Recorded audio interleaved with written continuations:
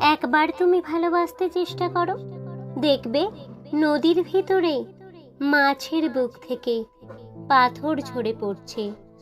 পাথর পাথর পাথর, আর নদী সমুদ্রের জল। নীল পাথর লাল হচ্ছে, লাল পাথর নীল। একবার তুমি ভালোবাসতে চেষ্টা করো। বুকের ভেতরে কিছু পাথর থাকা ভালো, ধ্বনি দিলে প্রতিধ্বনি পাওয়া যায়।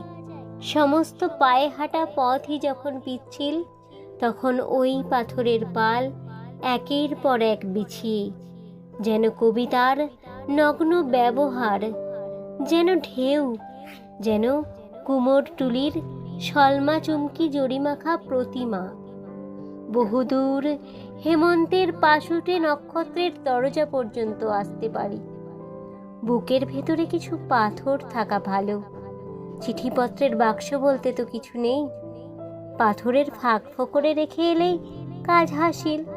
অনেক সময় ঘর গড়তেও তো মন চায়। মাছের বুকের পাথর ক্রমেই আমাদের বুকে এসে জায়গা করে নিচ্ছে। আমাদের সবই দরকার। আমরা ঘর বাড়ি গড়ব, আমরা সভ্যতার একটা স্থায়ী স্তম্ভ গড়ে তুলব। রূপলি মাছ পাথর ছড়াতে ছড়াতে চলে গেলে একবার তুমি ভালোবাসতে চেষ্টা করো, একবার।